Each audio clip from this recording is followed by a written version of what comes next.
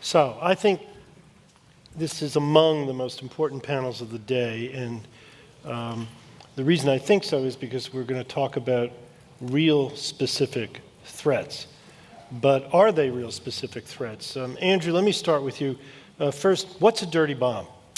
So a dirty bomb is where... 30 seconds or less. 30 seconds. A dirty bomb where a terrorist would get radiological material from a hospital medical facility. They would get cobalt or cesium that are at these commercial and medical facilities. They would put high explosives around that radioactive material, take it to downtown New York or Washington, D.C., and detonate that dirty bomb. A dirty bomb is a weapon of mass disruption. It would lead to massive economic impacts and massive psychological impact, but it would not kill a lot of people. So it's really a panic weapon and a weapon of mass disruption. Thank you. So when I was doing my interviews for this article, I typically would end an interview with a security expert, whether from the Bush administration or from an NGO like yours and like yours, and would say, the final question would be, what, of all the possible threats, what are you most surprised hasn't happened that could happen? And pretty much to a person, everybody said, a dirty bomb. Then I discovered that there are actually two agencies of the government, the Nuclear Regulatory Commission and the NNSA, the National Nuclear Security Administration. National Nuclear Security Administration, and they have two different standards for securing the materials you talked about.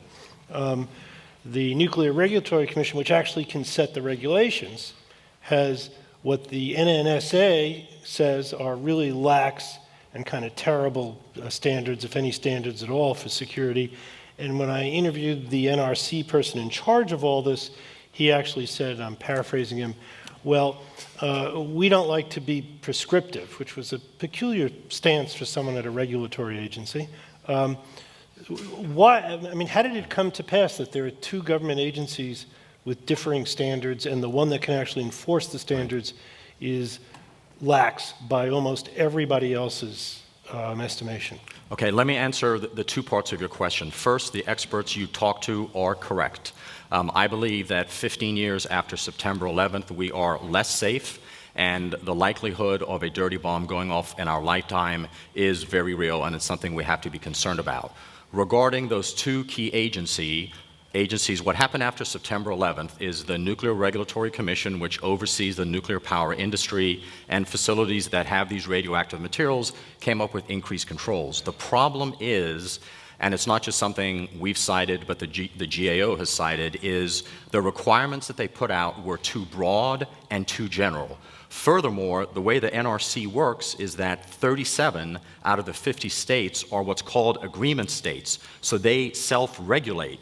And it's actually up to the hospitals, the industry, and the medical facilities to try and interpret what that policy level requirement is. So what the GAO found is you have very differing levels of interpretation. What NNSA has done, and NNSA is working with NRC, what NNSA has done is said, look, given the threat and given the urgency, we are going to establish a voluntary program so that we can go in and put in cameras and sensors and motion detectors to further increase security. The bottom line is, given the threat and given what we're talking about today, we need NRC to tighten its regulations, be more stricter and more prescriptive. So why don't they tighten the regulations? What's stopping them? They have a very lengthy process to go through to tighten those regulations, and what needs to be done in the interim is that additional funding needs to be provided to NNSA to try and do these upgrades. So far to date, Steve, after 10 years of working this issue of dirty bombs, only 35% of the facilities in the United States and around the world have received these security upgrades. Are you kidding me? It's been 10 years and those programs need to be accelerated. So you've been working on this like forever, right? I've been working on this for 25 years. Okay. So you're probably just a hysteric because you just wake up every morning and just worry about this. Is he right about any of this? You're a scientist. Is he right about this stuff? Well, certainly the risk of a dirty bomb is something that is very concerning. It's when you look at terrorist group behavior and the weapons that they adopt, they like weapons that have shock value, and radiation shocks people. and they are often very good at explosives. And a So dirty how bomb hard, is something and that how brings that hard is together. it for someone who's got access to explosives just to add this stuff? Assuming they can get access to it because the security, regulations are just nil. Once they have access to the radiological material, how hard is it to turn, a simple bomb into a dirty bomb? Well, it's very simple to add a radioactive material to an explosive. Correct. Whether it will disperse it very well or only well enough to get headlines is a different question. Yeah. Steve, but the answer is that well enough to get headlines might be good enough. Right. And Steve, the concern is, just to do a quick comparison, on the nuclear side, as a result of all the work on the nuclear security summits and the advancements that have been made, the nuclear material now is located in less than 25 countries. So the terrorists can either try and pursue nuclear material to make a improvised nuclear device or radiological material. The radiological material is located in well over 150 countries. There are thousands of And these thousands sources. of places here. You don't have to go to another country. As I pointed out in the article, you can go to your local hospital and there might be a padlock on the door, there might not. So what I was really curious about, though, is why would hospitals, which I've written about in my prior life, are Right. multi-billion-dollar operations with, even though they're called nonprofits, have high profits. Why would hospitals, why would the other kinds of industrial users of this material, logging companies, oil companies, food companies, why would they risk this liability? So one, they need to... And why doesn't the SEC go after those that are Sure. for-profit and listed to make them disclose this liability? Right. One, we need to raise awareness. These hospitals and facilities that we have visited, and I visited them, see these devices as being used for medical reasons and beneficial purposes. They have a culture view that is different. They don't see this as a terrorist issue. Second, back to your point, there is no commercially available liability insurance. When we met with these hospitals in New York City, they can't purchase insurance liability for a dirty bomb. You can get insurance liability coverage in the UK, you can get it in France, but you can't get it here. The way that we have to make this work, and this is what Well, Senator... it's actually kind of good that you can't get the liability coverage because it puts them on the hook. So So what, did you meet with Sloan Kettering, for example, big cancer place? so what we are doing... Did you? We have not. We have not. What hospitals did you meet with in New York? We've met with Columbia, we've met with Mount Sinai, Okay, and those are multi-billion-dollar operations, multi-billion dollars worth Correct. of assets. You're saying they are uninsured for what would be Correct. a multi-billion-dollar liability. Correct. And what we have found, Steve, is that the facility operators that operate the blood bank and the sterilization device, they don't have the money. What we found is you have to take it up to the CEOs and elevate it up to the senior risk managers of those facilities. And so what we are doing... How much money does it cost? It costs As I recall, you told me it's not a lot of money at all. $250K. $250K.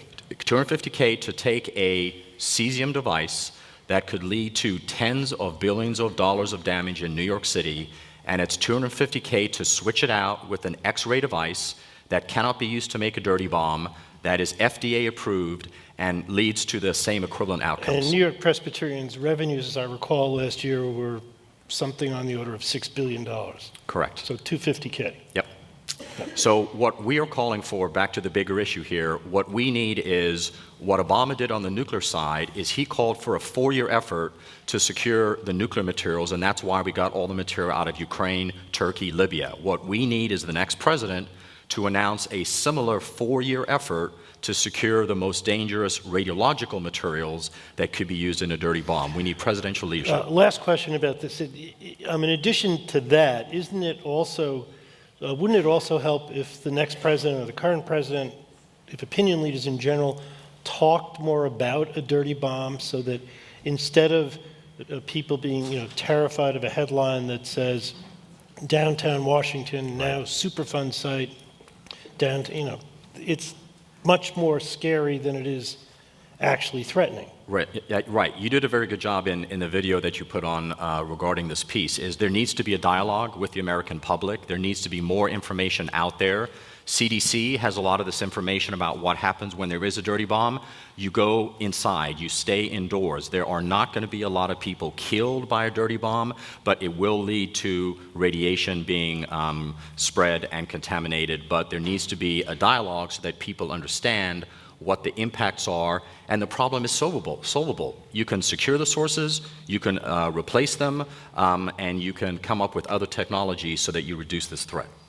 Just before we jump off this, and we're going to, just for the information of people in the audience, one of the scenarios that I described from Senate testimony was that if a bomb like that went off in downtown Washington, i.e. outside, it would result in an extra 1 death for every 10,000 people living in Washington. Correct. Which sounds pretty terrible, except that adds up to 50 people, which you could probably mitigate if you went through an office building on K Street and got people to quit smoking. Correct. Yet there is this threat. Brian, let me ask you about the second topic of our quick discussion, the bioterror threat. As I mentioned this morning, it really stuns me that we haven't done anything. It doesn't seem like we've done anything about bioterrorism, even though all of us in this room remember that after 9/11 with the anthrax attacks and with the Judy Miller book, Germs, at the top of the bestseller list, that was the threat du jour, and that's what everybody was scared about. What happened? Well, I don't think it's fair to say that we haven't done anything, but what we've done has been sort of linked to the crisis response, kind of mode that Secretary Ridge talked about at the beginning. We had anthrax. There was a great deal of focus on this. I was working on emergency responder issues at the time, so emergency responders were buying hazmat suits so they could respond. There was a big influx in planning, and over time that went down. Then we had pandemic influenza, we had Ebola in there, we've had pulses of activity in between, but what we haven't had is the sustained effort on that to sort of maintain readiness and maintain the ability to respond over time. And we have the BioWatch sensors. We have a couple deployed actually near this building, in and around downtown Washington. They're all over major metropolitan areas, but we really don't know if they work, right? Yeah, there's a lot We think they don't work. There's a lot of problems with that technology. It's a tough scientific problem, but I would use that as an example of one of the costs of focusing on this in a crisis response mode as opposed to a sustained mode. The initial BioWatch were rolled out post 9/11. I think you sort of called it, sort of the do something period. The Jack Bauer yes. syndrome. Yeah, where do something, do anything. Yeah, where there really was a pressure to get any capability out, and so you could sort of see that as a first draft. And if we had continued to focus on this, and by the way, in the a sustained contractors way, who sold the equipment were only too happy to comply with that pressure, right? fair enough. But if you kept more sustained focus and effort on that threat over time, there's more opportunity to build on the science. I sort of speak as a scientist in that, right. But and to improve the technology over time so it would have worked better. But what stops the focus?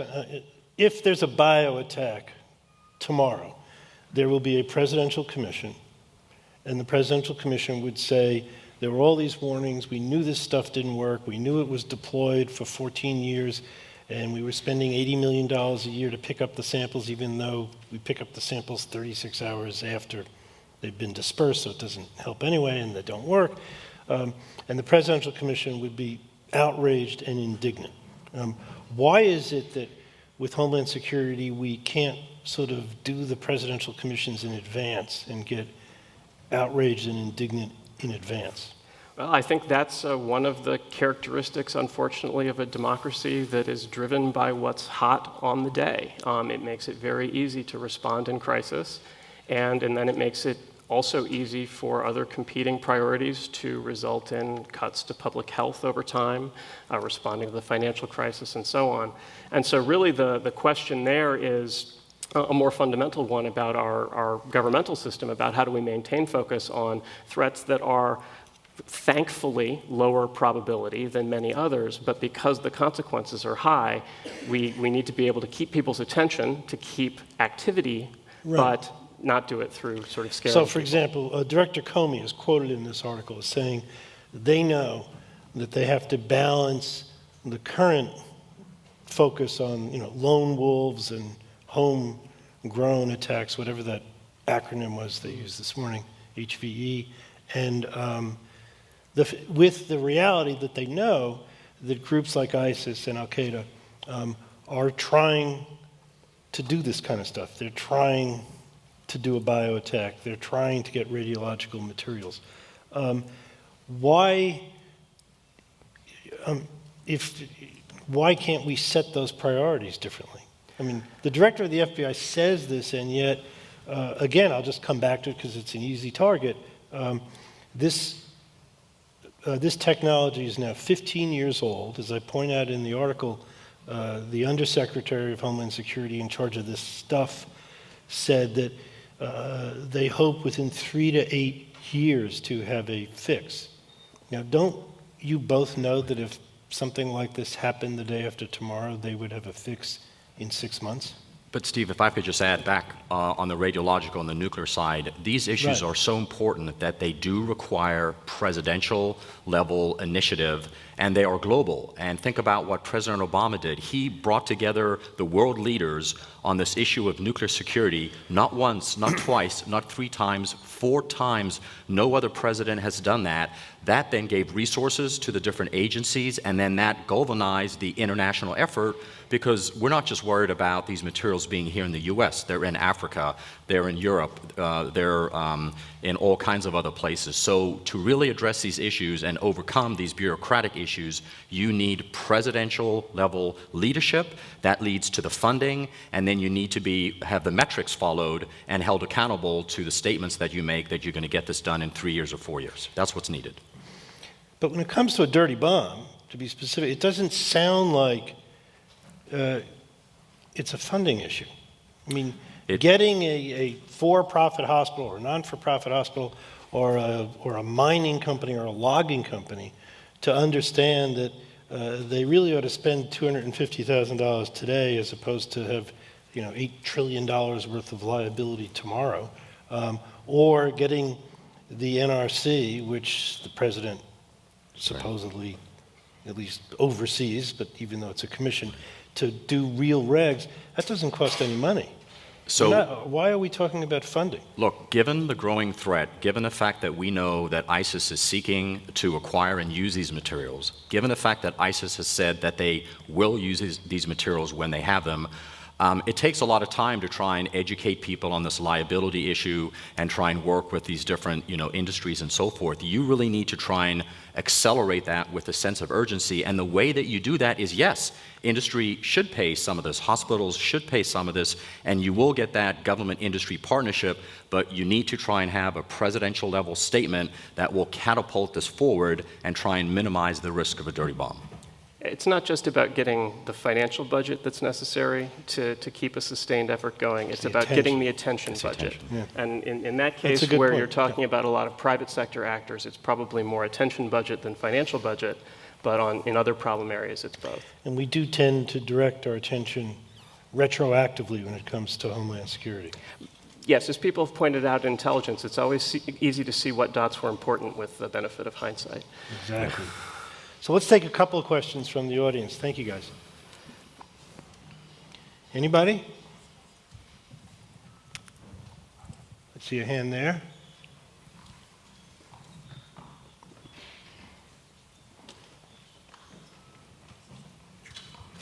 Oh, hi, good morning. John Mergita. Actually, my question has to do with an issue that happened after the fall of the Soviet Union, and it was the idea of loose nukes. And we were really worried about it at the time, and I read articles at the time, but it's kind of fallen to the wayside. Is that still an issue? Are there still potentially missing tactical nuclear weapons? And I know we had U.S. teams working with the Russians at the time to try and disarm and retain the nuclear material.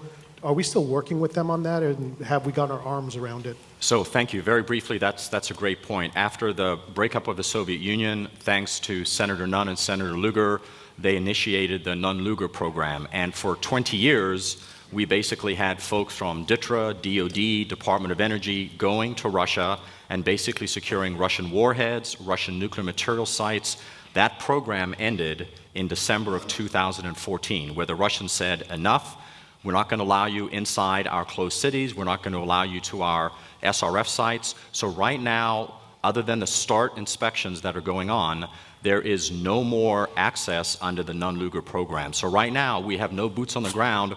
We don't know what Russia is doing with the more than $2 billion that Senator Nunn and Senator Lugar, with their leadership, provided funding to make sure that Russia is actually still following through with sustaining those upgrades. So despite the current situation, there needs to be a dialogue with Russia, given the fact that they have more than half the world's nuclear materials, and we just can't leave them out of this dialogue. What about the countries of the former Soviet Union?